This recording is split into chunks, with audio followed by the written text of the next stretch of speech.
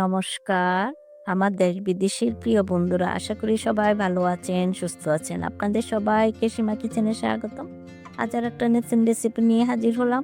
আজ রান্না করব বেগুন আলু দিয়ে পাবদা মাছের ঝোল। এইজন্য এখানে আমি ২৫০ পাবদা মাছ ভালোভাবে ধুয়ে পরিষ্কার করে নিয়েছি। এখন সামান্য একটু মরিচ, হলুদ ও লবণ দিয়ে মাছগুলো মাখিয়ে নেব। এখানে আমি একটা কড়াইতে তেল গরম দিয়েছি, সেখান থেকে অল্প গরম তেল মাছের উপরে দিয়ে দিলাম। তারপর ভালোভাবে মাখিয়ে নিচ্ছি, যাতে পরবর্তীতে মাছগুলো ভাজতে গেলে চোখে মুখে না ছিটে। আমি ২টা পদ্ধতি আপনাদের দেখিয়ে দেব আজকে। এখন কড়াইতে তেল গরম দিয়েছিলাম, সেখানে আমি অল্প লবণ ছিটা দিয়ে দিলাম। এটাও আরেকটা পদ্ধতি, মাছ যাতে না ছিটে। এখন আমি মাছগুলো ভেজে নেব।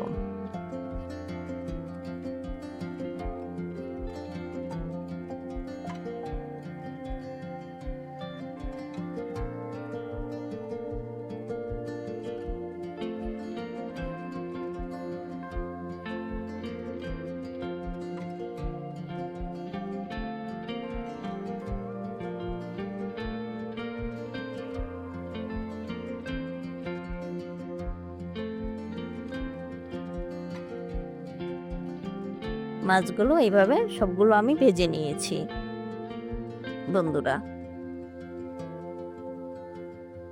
মাছগুলো ভাজা হয়ে গেছে, এখন আমি উঠিয়ে নিচ্ছি।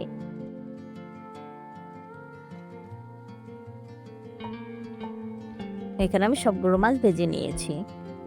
এখন আমি মাছ ভাজা তেলের উপরে মাছটা রান্না করব। এর জন্য আমি হাফ চামচ জিরা, হাফ চামচ কালি জিরা ফোড়ন দিয়ে দিলাম।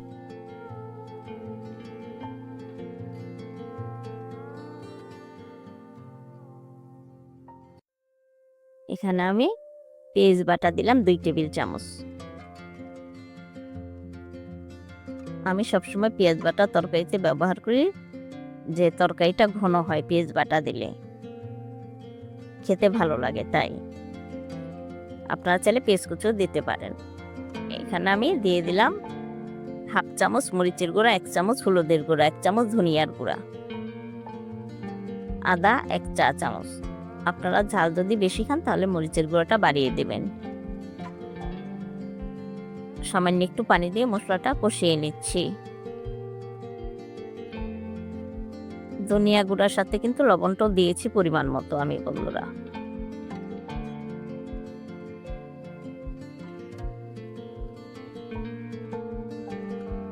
আমি মশলাটা ভালোভাবে কষিয়ে নেব। দেখুন বন্ধুরা, মশলাটা ভালোভাবে কষানো হয়ে গেছে। এখন আমি বেগুনগুলো আগে দিয়ে দিচ্ছি, কারণ আমি আলু আর বেগুন দিয়ে রান্না করব। আগে আলুটা একটু হালকা সিদ্ধ করে নিয়েছিলাম, তাই আলুটা আগে দিইনি, তাহলে গলে যাবে বেশি।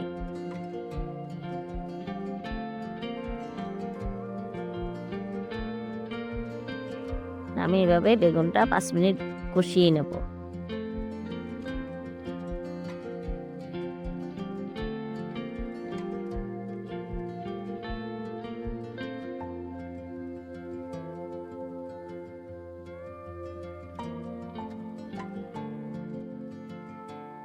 এখন আমি সিদ্ধ করা আলুগুলো দিয়ে দিচ্ছি।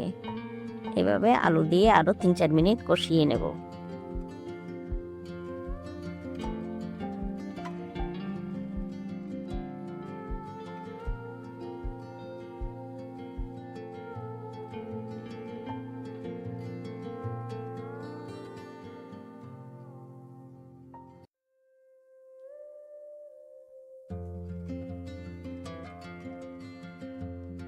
কষানো হয়ে গেছে, এখন আমি পানি দিয়ে দেব পরিমাণ মতো।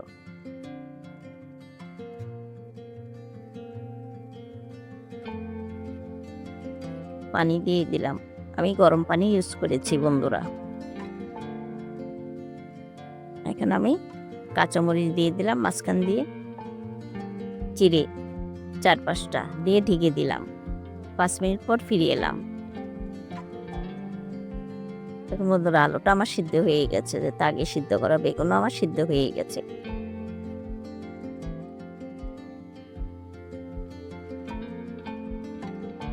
এখন আমি মাছগুলো দিয়ে দিচ্ছি। আপনারা যারা মাছ ভেজে না খেতে চান, তারা এই অবস্থা মশলা মাখিয়ে মাছগুলো ত্বকের উপর দিয়ে দিতে পারেন। জিরের গুঁড়া দিয়ে দিলাম আমি 1/2 চা চামচ, ভাজা জিরের গুঁড়াটা। ধনিয়া পাতা দিয়ে দিলাম আমি 1 মুঠ।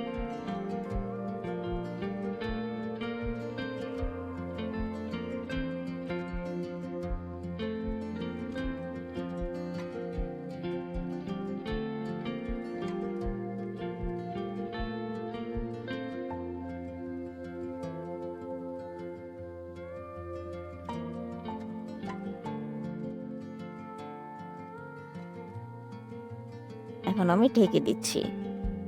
আমি 2 মিনিট পর ফিরে এলাম। বাস হয়ে গেল আমার বেগুন আলু দিয়ে পাবদা মাছের ঝোল।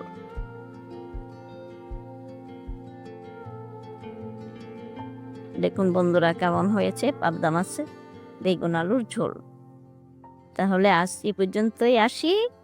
সামনে আবার নতুন একটা ভিডিও নিয়ে আপনাদের সামনে হাজির হব। সবাই ভালো থাকবেন, সুস্থ থাকবেন। বাই।